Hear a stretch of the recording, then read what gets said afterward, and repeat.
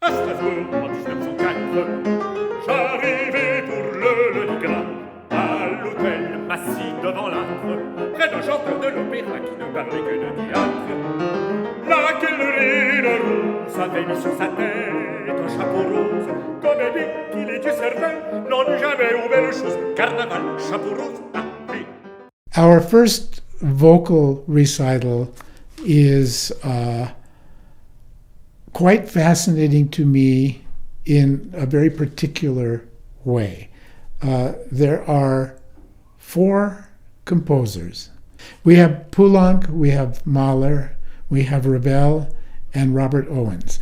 And what's fascinating to me, besides the fact that, as with all great singers, we're going to hear these languages. We're going to hear French and German and English, marvelously sung, not spoken. But what I'm intrigued by is the relationships between these composers and the poetry that they set.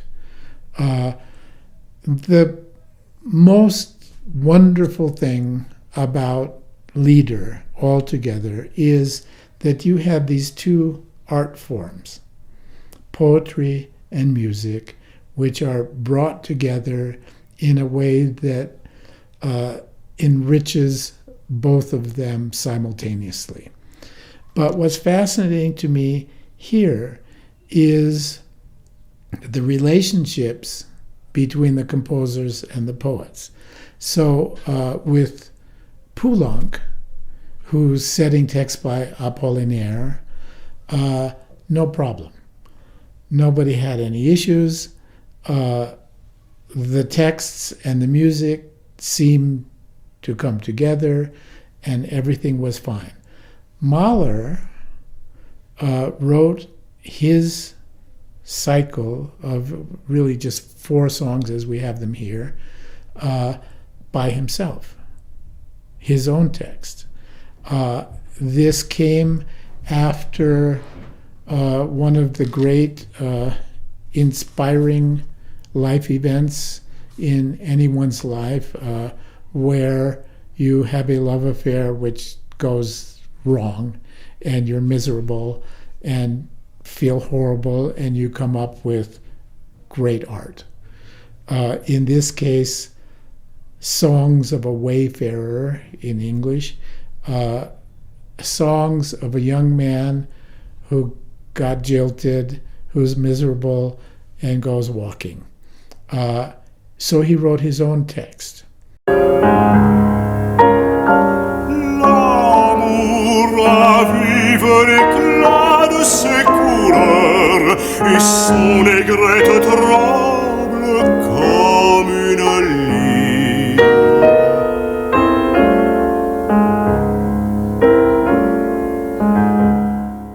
The RAVEL is set to text by Renard, which are all about animals. In this case, we have a set of birds and 1 insect. When RAVEL presented these pieces, people were really not pleased with the outcome. They laughed through it. They derided the idea of these texts being said at all, because they're somewhat strange about the animals. And it was a long time before they became actually popular. In the case of Robert Owens, we have something really unusual, where he became friends with Langston Hughes, and Langston Hughes actually approached the composer, which is really unusual. This does not happen. Most poets feel that the poetry is in and of itself musical and does not need anything more. But Langston Hughes actually gave Robert Owens a set of poems and said to him, see what you can do with this.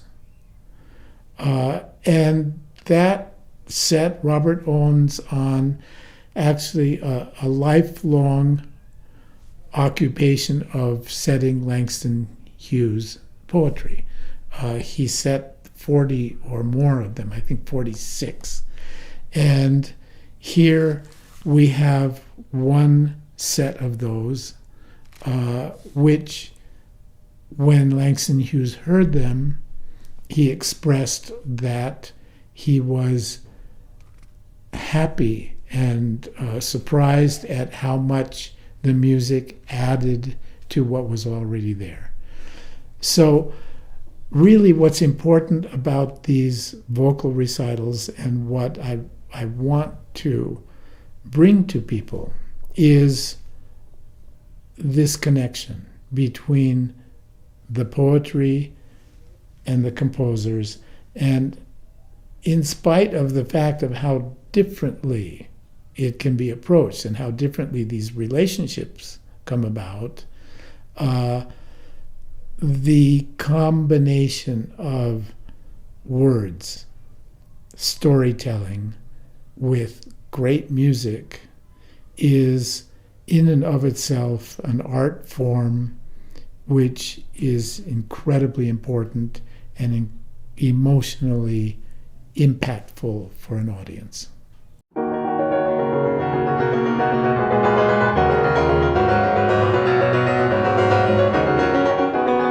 This is the song for the genius child. Sing it softly for the song